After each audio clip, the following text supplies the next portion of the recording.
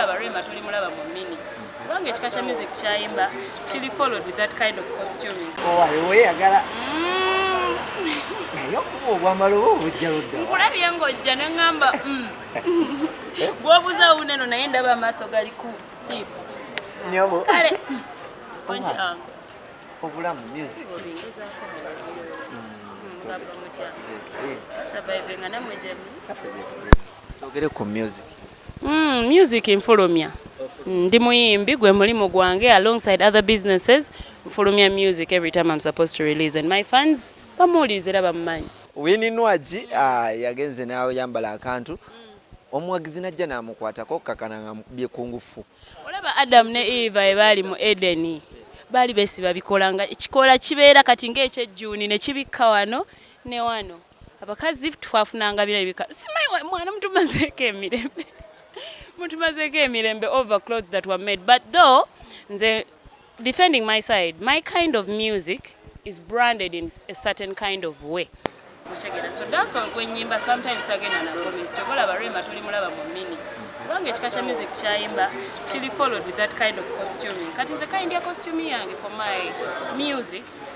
that's how it comes out. Okay, so I complaining I need them complaining anyumidwa ne dembo kunyumiro manyi most times bwokola edduuka ly'engoye tosobola kuguza nsi yonna so likewise n'abayimbi tosobola kusanyusa everyone. You have a category of your fans noli alina ababe noli alina ababe ngere bwe tutera okugamba n'omugaati munene gw'okwalirako twasi so that's it. Tobera kawo n'owuliranga leero nti kano kenyambadde kabikini abantu kayinza okubakola obubi kyemmanyi nti nina endabirwamu mu nnyumba so fuluma ndi sure ekyo kyengambye nti it's not a problem for someone to complain if they don't like or don't please but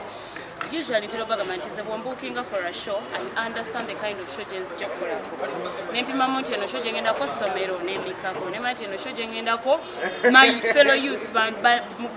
my age mates and I know what they like and I deliver exactly that nti ngenda kunkuuka nenkuba gomesi usually I'm following my fans they know how I do my costuming it's according to where I'm going seera tojja kunsanga ku ssomero lya mwana yonna banyambadde bikini oba bike no I'll be a little more decent because it's a school and I am supposed to inspire that category of people in my country. So research to more understanding as where and who is this person performing to and delivering the work to. So I think I would confuse it. So we can be one, mpimamu ngenda yimbawa, nyambale ntya, okusinzira ku audience ngendo sangayo. Number two, my kind of music is branded in a certain kind of way. So that's how I deliver. Okay, sometimes I'm as high as them, so we have fun. It depends on the moment. Siri mukubi siri nyo wantalo kujjako ngontukidde ddala ku musubo okusembayo wano wati. Gogenda kikoloti okuba nti obeewala abantu nga babakwatira. Ye nabeewazedde kirungi ennaku ze mutuzimbira ku stage empanvu mbeerirwako kati ennaku ate mulitulabamu nti kyobula Nwaji abawe empi naye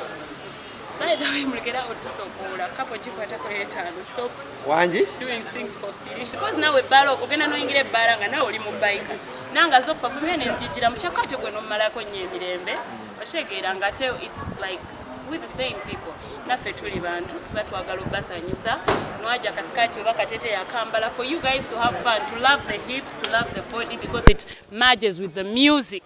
so kiba kibi ate gwe bosukawo inokoma anti kachenze chengeza ugati kino tuli bantu banjawulo byo mwina gye yakulira bashagere kikula abambi abamu bakuba abakyala balati babakuba it's how you're brought up abamu yakuba family violent abala yakulira mu dini tasaana kuona ku mwana oba mukazi we so noli alina gye bamukulizanga ye bw'omunyiiza ofunirawo niwabawo omulanga omunyiiza kitwala ize niwabawo omulala ng'omunyiiza n'olerere enki okusembayo n'akuwa n'owunga so some people mu mutegeero kitegedde nti nono bw'omumanyiro oba bw'omuviolate nga she'll hit you while you still trying ng'ofuna empiizo